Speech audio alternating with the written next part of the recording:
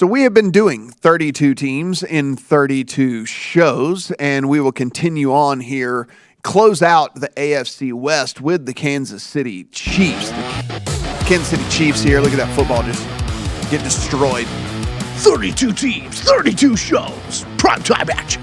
We talked to Mr. Eric Eager a little bit earlier. He is a Chiefs fan. He said he expects this offense, maybe not right out of the gate, to be a well-oiled machine, but he doesn't think it's going to be that big of a drop-off. He thinks that Juju Smith-Schuster is kind of the right fit there for this team. He thinks that MVS is going to be a nice downfield option for them. So that's what he thinks. What do we think? Because he's a fan, and so we might be sitting here and we might have to tell Mr. Eric Eager that we don't agree with what he has to say. And Kelley, here's the deal. I understand that he's a doctor, but I'm willing to go up against him on this one.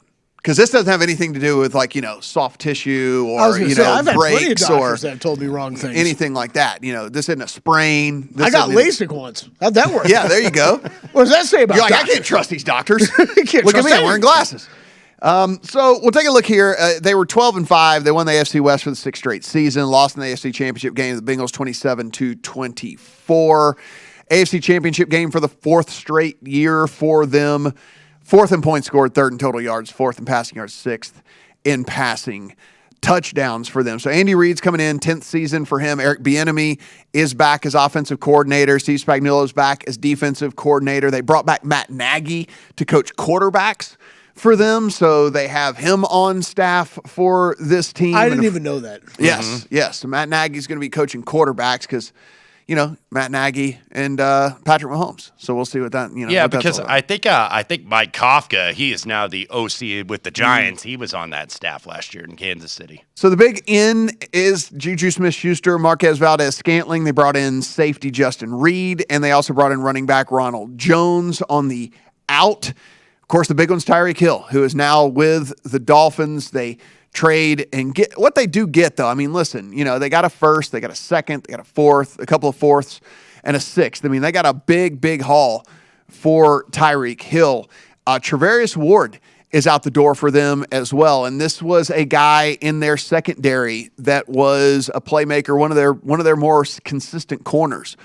The Honey Badger, Tyrann Mathieu, out the door as well. He's going to be playing in New Orleans this year. Melvin Ingram, who they acquired in a trade, also is gone in free agency. Byron Pringle is out the door as well, although they didn't utilize him very much in that offense. So, Wes, when we take a look here at who's in and who's out, they really are going to have Juju Smith-Schuster. He's never going to be Tyreek Hill. Right. He's not going to fill what Tyreek Hill had in this offense. None of that stuff. They're two different types of players, but Juju Smith-Schuster is going to have to play like the Juju Smith-Schuster that we knew of 4 years ago and not the one we've known of the last couple of years. Right. Or I do believe that this Chiefs offense could struggle. Yeah, I agree, and I'm a little bit down on this team, even though, you look at that graphic. I like what they did in the draft. I really like Karlaftis. I think he's going to be a very good player for them in due time, as is McDuffie, the corner out of Washington. But this team defensively, they're going to have some young guys really kind of step up into the role, and this is a team that you can move the ball on a little bit, and a team that doesn't always get stops when they need to get stops. I don't care how good your offense is.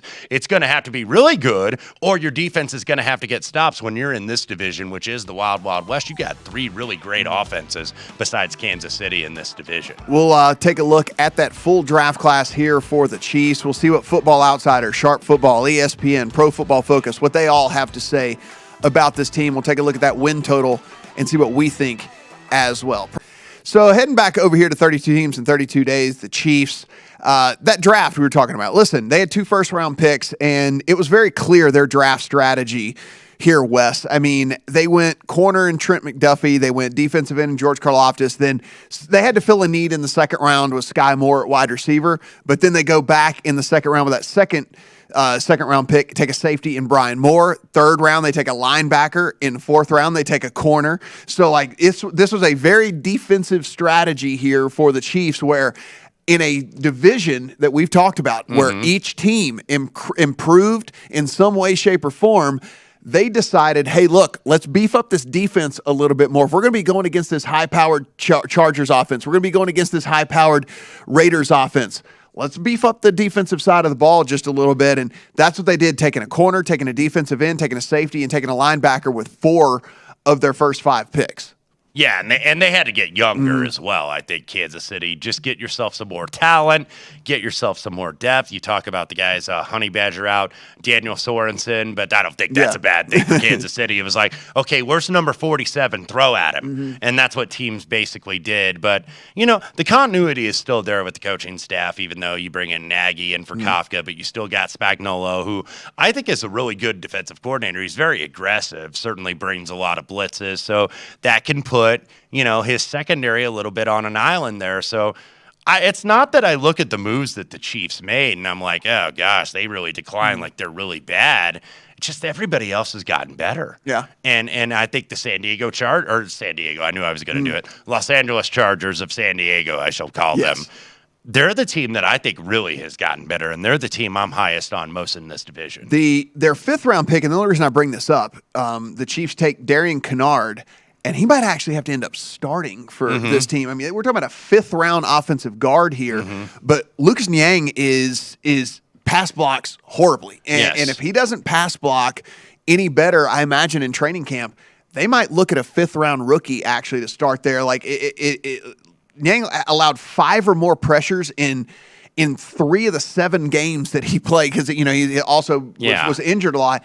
I mean, you can't have that, especially when you have invested so much at the quarterback position in Patrick Mahomes. So they might actually have to have a 5th round rookie out there starting. Now, Football Outsiders, in 2021, they had this team as the 7th overall team DVOA, 3rd ranked offense, 24th ranked defense, and 3rd ranked special teams. We think that the offense is going to come down at least a little bit with the departure of Tyreek Hill. We think the defense might be a little bit better with the moves that they made. So, I think that those DVOA numbers might get adjusted just a little bit. As you mentioned, Warren Sharp says hardest schedule in all of 2022. He does still project them at 10.5 wins, which I think is interesting considering how difficult that schedule is going to be. ESPN has this ranked as the 9th most talented roster in 2022. I don't know if I necessarily agree with that, but I haven't done a complete roster breakdown of the entire NFL. But it feels like I could come up with 9 other teams that have better rosters. I think you're right. And one of the keys, I think, for Kansas City, too,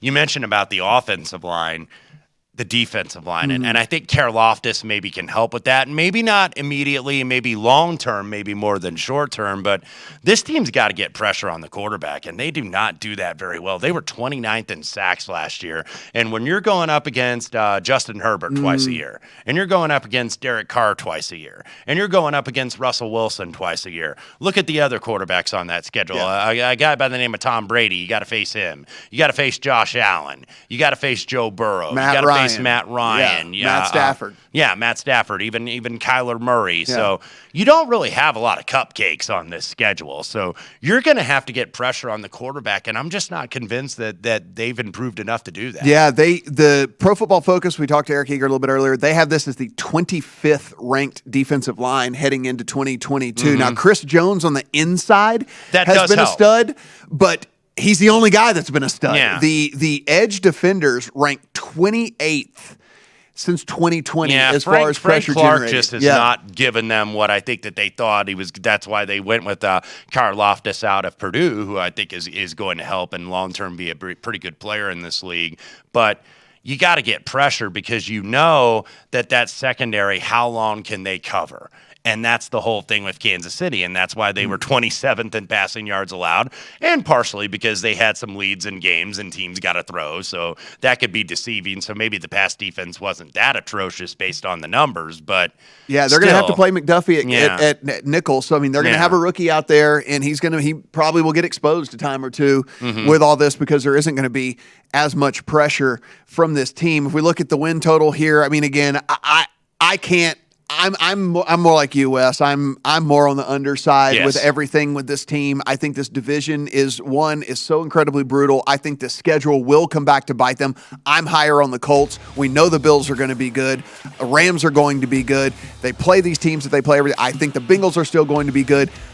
I just don't know. I don't know how you can be bullish on a 10.5 win total here for this team. Yeah, I think that's a little high. Now, would you lay the $2 to go under 11.5? I think that's pretty interesting as well. I would be looking to do all of that.